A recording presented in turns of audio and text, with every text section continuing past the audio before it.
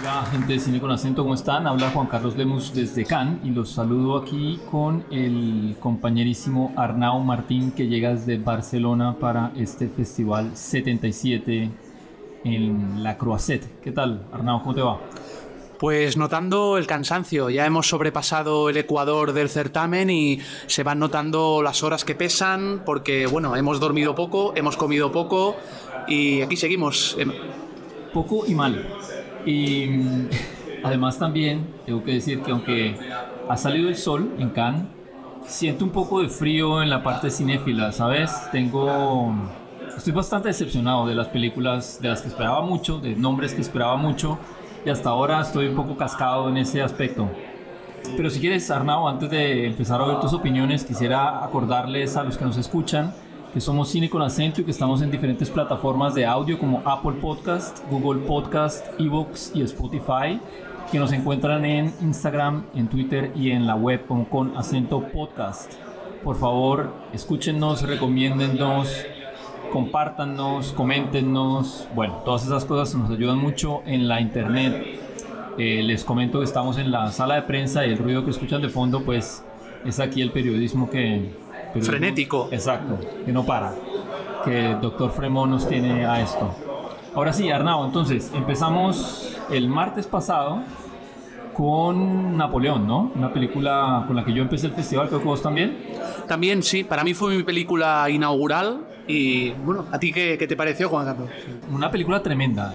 Sí, creo que la palabra es esa, es tremenda, es impresionante, bombástica, la música es sobrecogedora, las imágenes, la sobreposición de imágenes, una restauración de 1927, este cine que se hacía en esa década ya, que me pareció de verdad alucinante, ¿no? Un poco menos de 4 horas, yo me quedé como 3 y un poco, me tenía que salir para luego entrar a la película de inauguración, pero realmente feliz de ver esto. ¿Vos? Muchísimo, porque además yo siempre considero que el cine que se hacía en la década de los años 20, a nivel técnico, a nivel narrativo, a nivel de experimentación plástica con la imagen, con los autores que hacían cine en esa época hace 100 años, claro, eran artífices de un arte naciente, ¿no? Entonces, ver algo como Napoleón, que es un poco la cumbre de la técnica del cine de ese momento, impresiona todavía hoy. Los primeros planos, las superposiciones, es una película de Abel Gance que se ve que se quedó medio ciego montándola, o sea, grandes anécdotas. Sí, yo no sé qué le habrá pasado, pero que claro. Y además vos me comentabas antes de empezar a grabar que este proyecto tiene una duración planeada de 9 horas, ¿es la cosa? Completamente, es una de las grandes películas mutiladas de la historia del cine, igual que aquel gran proyecto de Erich von Stroheim de la misma época, Avaricia, de 1924, que también su corte inicial era de 9 horas. Claro, después sobreviven como sobreviven las películas, claro. A ver cómo nos va, cómo nos termina ir con esta experiencia, porque la verdad es eso, es una experiencia sobrecogedora, espectacular.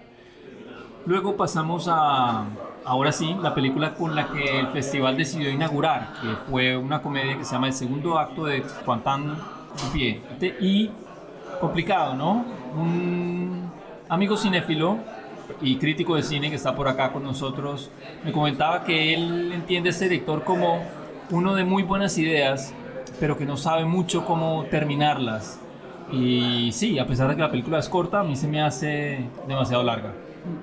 Claro, con esto que comentabas, Juan Carlos, de tu compañero, yo creo que aquí hay que distinguir muy claramente entre una idea y una ocurrencia, ¿no? Una ocurrencia puede ser la explicación de un chiste, algo que suscita risas o interés o entusiasmo, pero que es momentáneo, ¿no?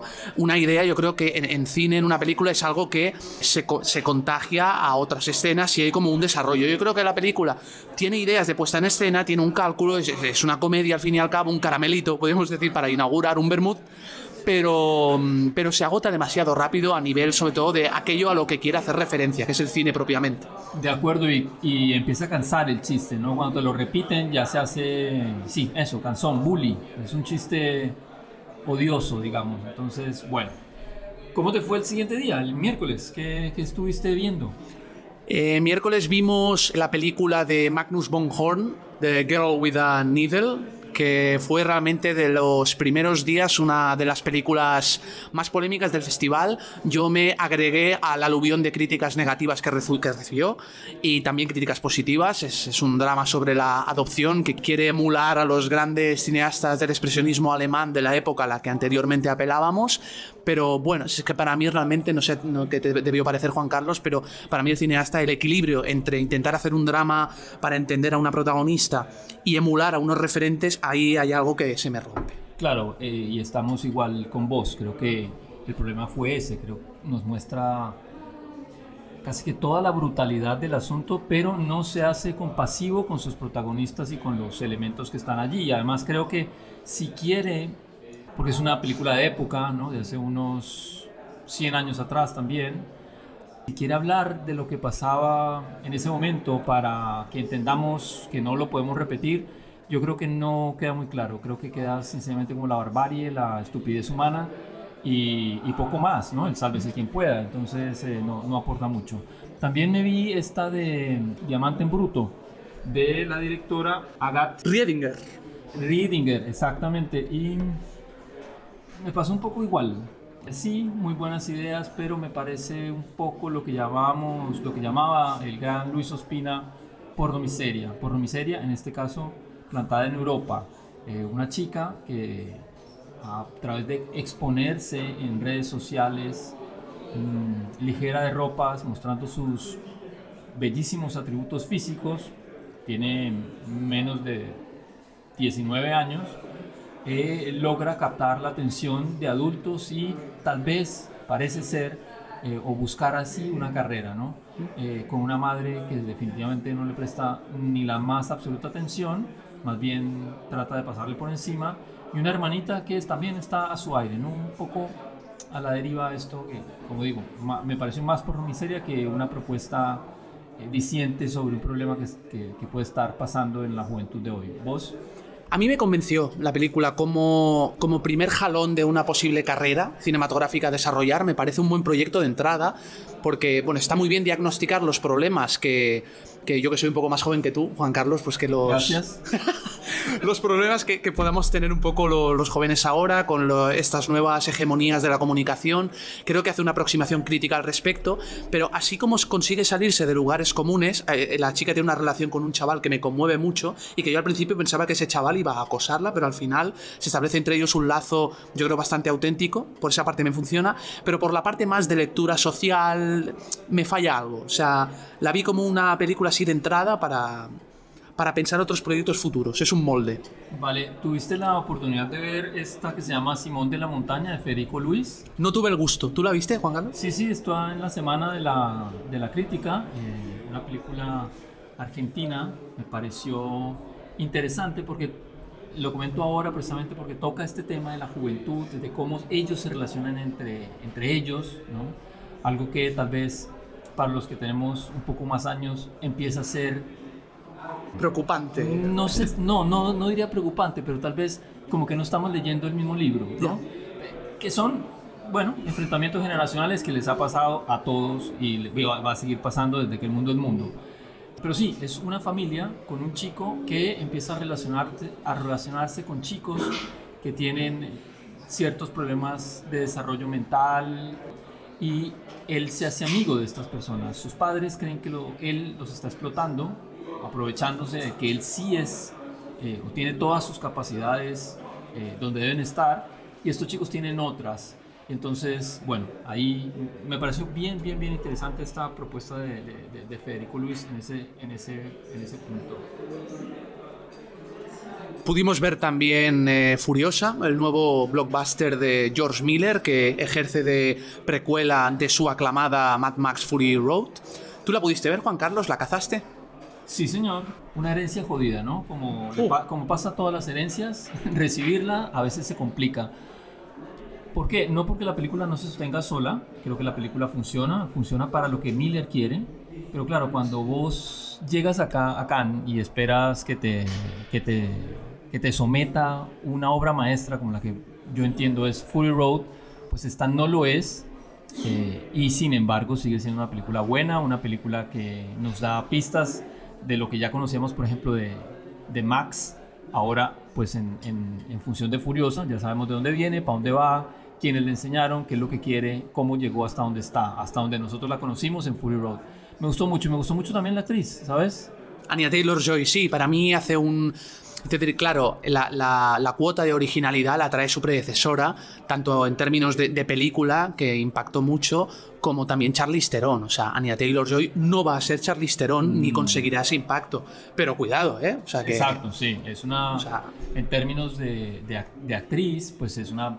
Está empezando, ¿no? Su carrera no la podemos comparar, pero yo la veo con fuerza, ¿no? pero decía sobre todo a nivel de impacto, ojos. ¿eh? Los ojos así, casi como de esfinge, ¿eh? Sobre todo de impacto, ¿eh? Porque Charlize Theron en Fury Road consiguió generar como una visión sobre el universo femenino dentro de este ámbito más masculino y mastodóntico del blockbuster, que Anya Taylor-Joy, pues bueno, se agrega a ello, pero seguramente con menos intensidad porque parte de esta limitación ya de que ese lugar lo ocupa Charlize Theron, otra cosa que lo complemente, y yo creo que es una película muy palomitera, muy disfrutable, así que yo la recomiendo muchísimo.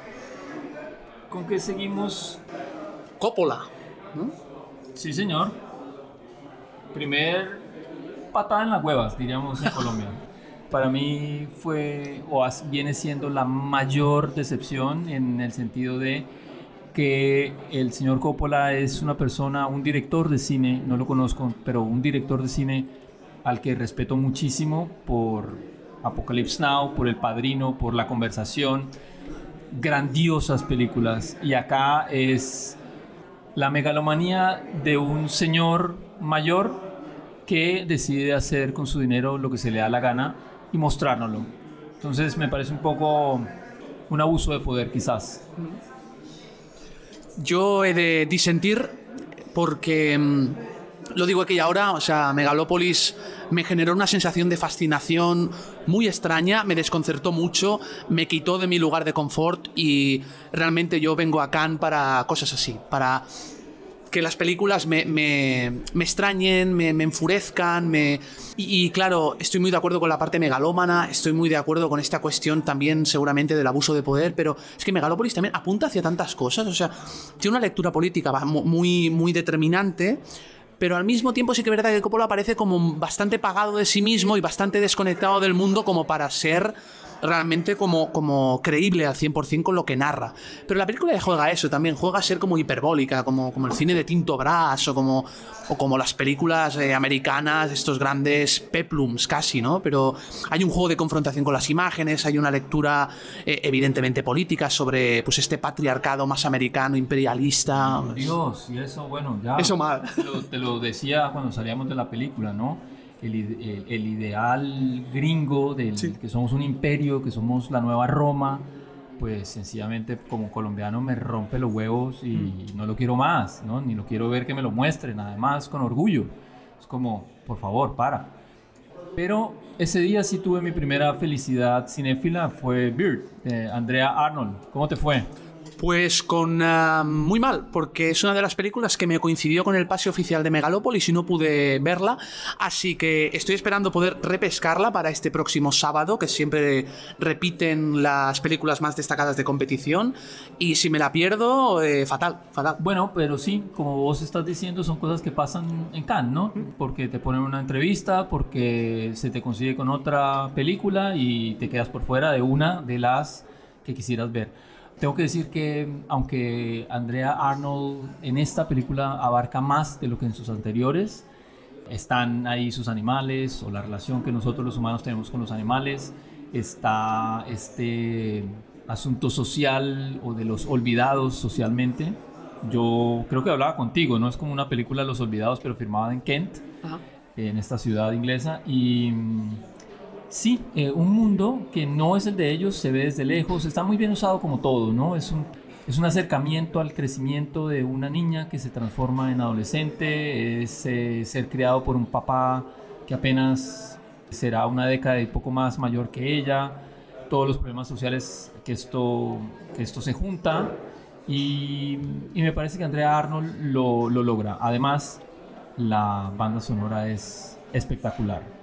Muy bien la señora Arnold, diría yo. En este momento casi que podría apostar que sería una buena ganadora sabiendo que la presidenta del jurado es una mujer, ¿por qué no tener esa sororidad y una gran película, directora de mujer? ¿Por qué no? ¿Qué más pasó? Yo la jornada siguiente pude ver la última película de Yorgos Lanthimos, Kinds of Kindness. ¿Tú la pudiste ver? Sí, igual. ¿Cómo te fue a vos? Yo me sentí bastante bien. No espectacular, no cautivante como la anterior, que tal vez es mucho bling bling bling. Después a uno como que se le baja la espuma. Tal vez esta es lo contrario. Tiene mucho menos bling bling. Tiene muchos menos efectos de cámara. Es mucho más aterrizada, divertidísima, muy divertida. Y yo creo que a través de que pasan los días me gusta más. Tengo que decir que a la salida de la película no fue que no me gustara, pero sino que quedé como un volver a sus primeras películas de Lanthimos, menos espectaculares, más dicientes, más densas también. Es un regreso a los orígenes, efectivamente. Está planteada a modo de tríptico. Son 3 historias independientes entre sí, con interpretaciones extraordinarias. Emma Stone ya sabemos que se come la pantalla a bocados, pero a mí me sorprendió mucho Jesse Plemons. ¿Cómo está Jesse Plemons en esta película? Bueno, pero a mí él me parece siempre tremendísimo. Siempre. O sea, siempre. Un animal. El tríptico elemental de la perversión, podríamos decir, o de la sumisión. De la sumisión, sí. Yo diría, además de la sumisión autoimpuesta, ¿no? Que es lo que más brillante me parece de la película. Antes, en Lanthimos, veíamos imposiciones impuestas desde un tercero. Ahora lo vemos cuando uno mismo se las impone. Y eso, él lo hace muy bien, creo. Someter a sus personajes a estos mecanismos. Me vi The Damned, de Roberto Minervini, una película que está parada, una ficción. Él llevaba una década y un poco más haciendo documentales en el sur de los Estados Unidos, y ahora sigue en el sur de los Estados Unidos, pero estamos en la guerra civil de ese país, en una ficción donde habla de la relación que hay fundacional para la nación norteamericana con la cristiandad, ¿no? Con esta idea protestante y de Dios, el Dios cristiano. Muy dura, no por lo que se ve, aunque hay algunas escenas que algún sensible podría entender como crueles, pero no, es la naturaleza. Y a los humanos, como siempre, Minervini los trata con una mirada cariñosa, a pesar de que estén en momentos tan complicados como una guerra, ¿no? Haciendo lo que pasa en una guerra. Ahora que hablabas de cristianismo, de una cierta mirada cariñosa o más relajada, aunque lo que se esté contando es duro, no sé qué te pareció también O Canadá, de Paul Schrader, que se exhibió el mismo día que Kinds of Kindness, porque aquí en Cannes estamos perdiendo ya un poco la cuenta de los días, ¿eh? Sí, no, pues precisamente me quedé por fuera, o sea, no pude entrar. Y no pude entrar no porque me haya conseguido con otra película, sino porque no conseguí entrar, no conseguí boleta, que también pasa a veces, y bueno, te quedas por fuera. Yo la pude ver y la verdad es que se me funciona mucho en el planteamiento teórico. O sea, es una película sobre la filmación de un documental, dedicada a un documentalista. Me interesa la aproximación de Paul Schrader hacia las implicaciones de lo que implica filmar, valga la redundancia. Pero claro, la película va haciendo como unos saltos en el tiempo que no me terminan de convencer. Es una película muy dolida, que según tengo entendido, como comentaban en la rueda de prensa, Paul Schrader la hizo después de pasar una enfermedad. El actor principal es Richard Gere, que está extraordinario. Falleció su padre hace poco y en la película se nota ese dolor. Pero es una película bastante irregular, con la que cuesta un poco conectar, porque hay muchos saltos en el tiempo y bueno, es una más, de alguna forma.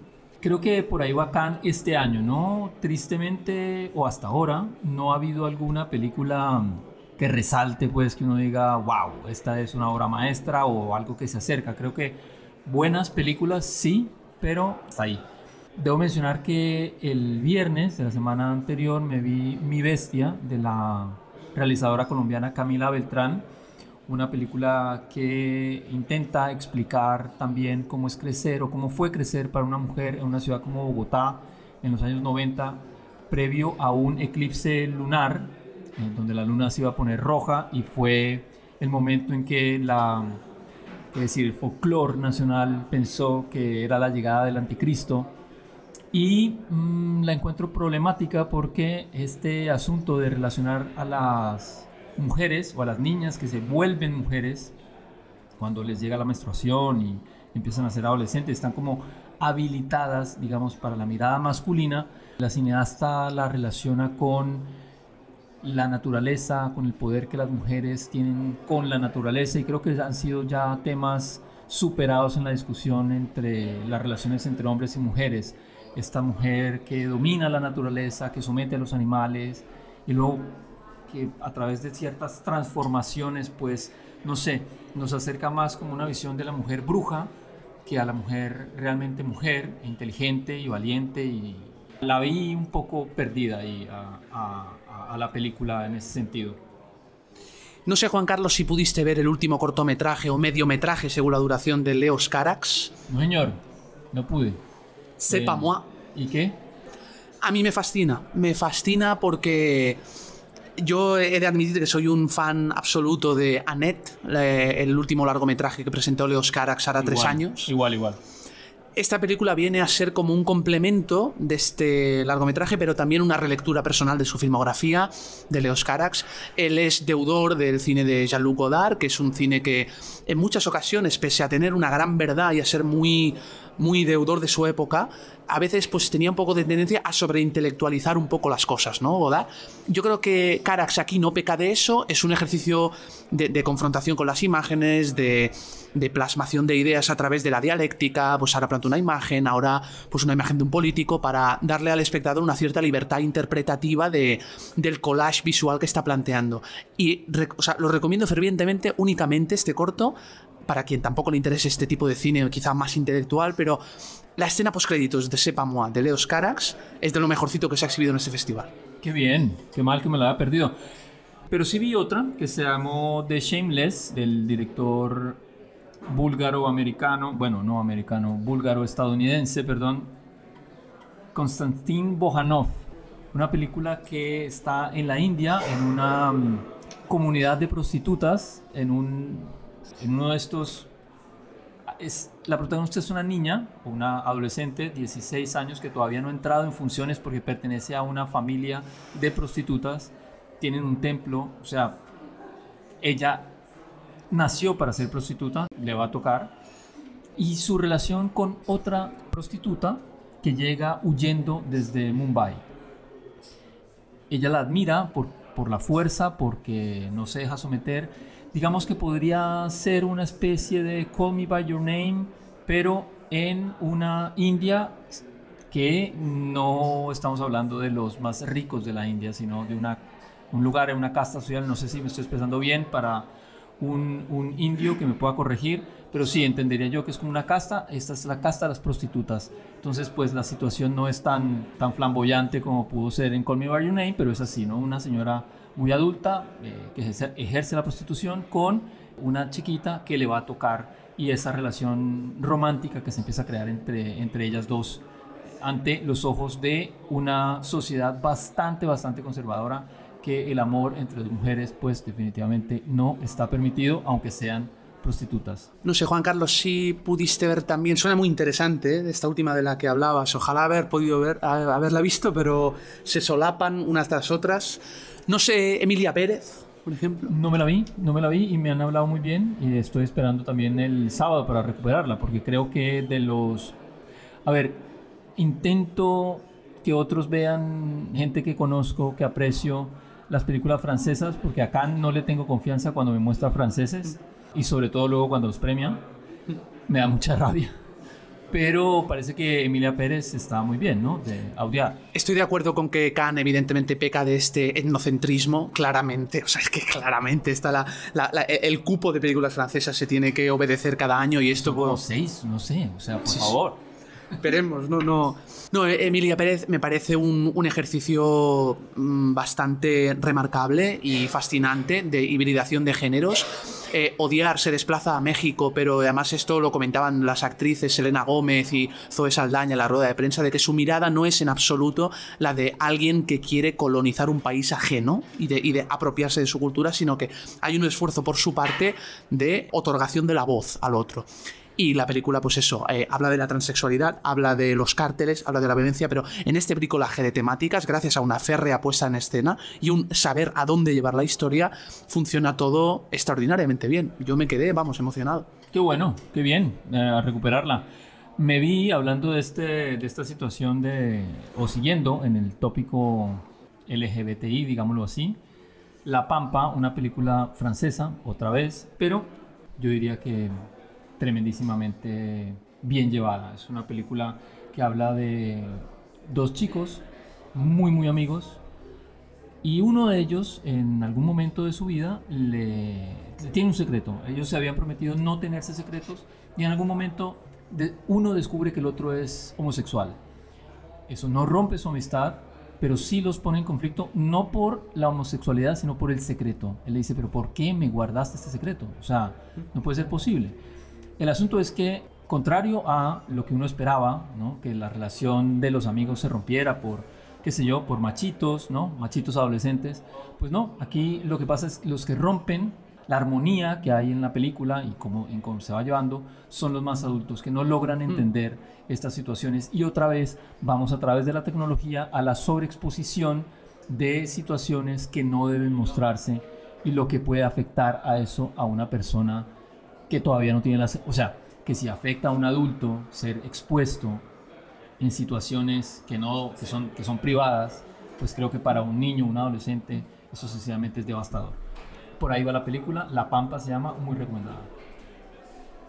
No sé si, Juan Carlos, pudiste ver Jia Zhanghe, la de Caught by the Tides, la nueva película de este cineasta chino que llevaba mucho tiempo filmándola. No sé si tuviste acceso a ella. No sabía que llevaba mucho tiempo filmándola, sí, y bueno, es él, ¿no? Otra vez, creo que tranquilo, reposado, lindo de ver. Te digo que pestañeé un poco, un poco más de lo normal. Y bueno, pero no, bien. ¿Vos cómo la sentiste? Me encantó, porque además Jia Zhanghe tiene una mirada sobre, pues eso, sobre los procesos de la China urbana y paisajística. Hay una vocación documental de documentar los cambios que se están produciendo en su país. Me encanta la forma que tiene de encuadrar a sus personajes, con el paisaje al fondo. O sea, es un cineasta con unas determinadas marcas que se las ha hecho suyas de una forma, pues eso, muy progresiva y muy sensible. Y esta película está articulada en forma de tríptico también, pero de una forma menos estanca y menos rígida, desde luego, que Lanthimos. Y al final es una historia de amor, que podía recordar a la película que el año pasado resonó bastante como en el panorama internacional, que fue Past Lives. Lo que pasa que en este caso creo que es un enfoque mucho más holístico. O sea, él habla de varias cosas. Y bueno, te digo sinceramente, comparada con Past Lives, esta es mucho más diciente, ¿no? La otra, a mi manera de ver, está mucho más en la superficie, no tan adentro de lo que puede tener el alma, ¿no? Porque en este caso, claro, en esta película de Caught by the Tides, lo bonito es que nunca llegamos a conocer del todo qué es lo que les sucede a los personajes, ¿no? O sea, Jia Zhanghe se regodea, en el buen sentido, con los alrededores, con las costumbres, con los paisajes. Y hay una escena con un robot, rodada en tiempo de pandemia, y no digo más, que es impresionante. O sea, me hizo casi llorar. Hablando de películas rodadas en tiempos de pandemia, no sé si te viste un film no terminado. No he tenido el placer. Bueno, otra vez un cineasta chino, a ver si me acuerdo el nombre. Lu Ye, ¿no? Lu Ye, ok. Y bueno, hace 10 años empezó a grabar una película y tenía una idea y no sé qué. Por razones del destino dejaron de grabar la película. No, hace 14 años, ¿vale? Pero estamos sin. Y empezaron a volverla a grabar después de un esfuerzo que el director hace por volver a reunir a los protagonistas para terminar la película. Llega pandemia y la película se hace como un documental de lo que pasó en la pandemia. Es brillantísimo porque es un pasado muy reciente que nosotros tenemos muy claro, aunque parece que cuando la gente tose se le olvidó, que no, ya nadie se tapa.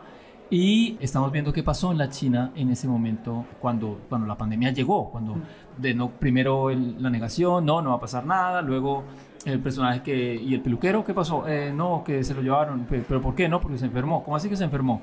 Y luego, bueno, todos encerrados, que no pueden salir, que no pueden celebrar Año Nuevo, que el papá, que es el protagonista, tiene una niña chiquitita de apenas unos meses y no puede irse a verla.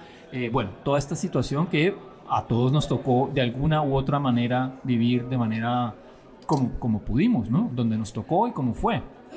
Me parece que es una película que logra capturar muy bien esa sensación, ¿no? Esa sensación de impotencia, de inseguridad, de no saber qué va a pasar con nosotros, de absoluta impotencia ante el gobierno también, ¿no? De no poder decir nada, no poder protestar, no poder moverse, ¿no? Tremendo. El enfoque en el caso de la película china que tuve el placer de ver, la de Cog by Detalles de Jia Zhanghe, que también se mete de lleno en la realidad del COVID, nuestra realidad reciente, el enfoque no sería tan como describes, tan dramático quizás, sino que es más alegórico, es un poco más lírico, pero seguro que vale mucho la pena. ¿Pudiste ver Limonov, Juan Carlos? A mí se me escapó, o sea, me cago en 10. Bueno, yo te digo que sí, la pude ver. Y, a ver, creo que Serebrennikov nos ha acostumbrado a un cine estilo video musical, muy intenso en música, sobre todo, me imagino, en la música con la que creció, música de los 80s, finales de los 70s, punk, post-punk.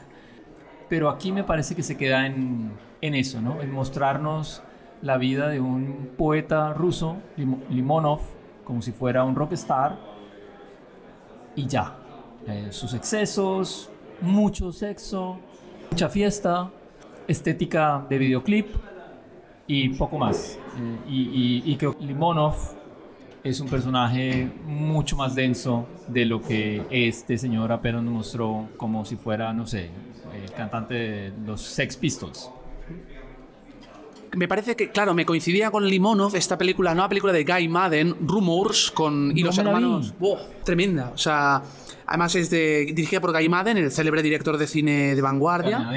Canadiense. Y con los hermanos Johnson, Gareth y Evan Johnson, si no me equivoco. La película es una sátira política con un reparto brillante, capitaneado por Cate Blanchett, parece al principio como una novela de Agatha Christie, Los seis negritos, o sea, wow. siete presidentes que se pierden en medio del bosque, o el americano que está interpretado por Charles Dance y se basa muchísimo en Joe Biden, o Cate Blanchett, que es la presidenta de Alemania, la canciller Merkel, o sea, está clarísimo. De hecho, había una cosa muy cachonda en la rueda de prensa que le preguntaron a cada actor en qué político se había inspirado, y es que está clarísimo, por lo menos en estos dos casos. Y es una película, es un disfrute de sábado noche, desde luego. Es una estética recargada, autoral, personal. También aparece por ahí Alicia Vikander. Y la película está por encima de la media. O sea, es muy incisiva y divertida. Qué bueno, qué bien. A mí también me pareció por encima de la media. Y hablando de políticos, de Apprentice, la película, la más reciente de Ali Abbasi, que el año pasado presentó la horrorosa Holy Spider. Otra vez, casi como lo que dije de la señora Beltrán, la colombiana.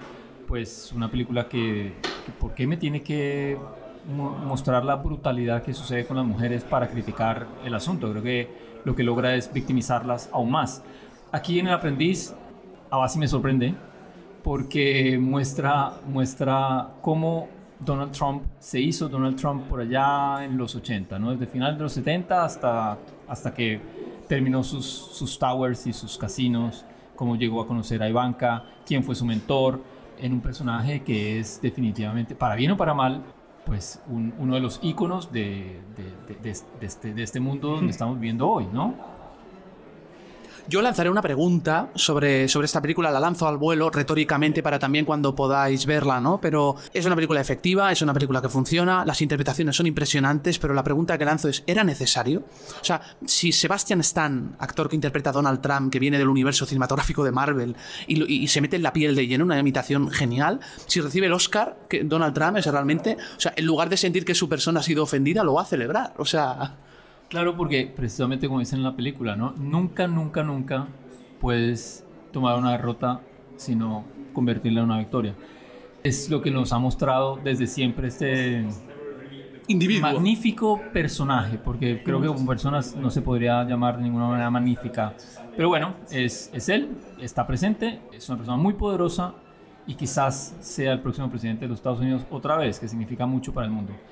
La mayor decepción para mí hasta ahora, lamento decirlo mucho porque es un cineasta que adoro, David Cronenberg con The Strokes.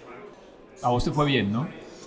A mí David Cronenberg siempre consigue hacerme pensar. El pase de la película fue al final del día y la recibí seguramente con demasiado sueño, pero mantuve una parte de mi cerebro activada y he de decir que me cautivó bastante. A nivel teórico me dio que pensar y las interpretaciones, esa sobriedad.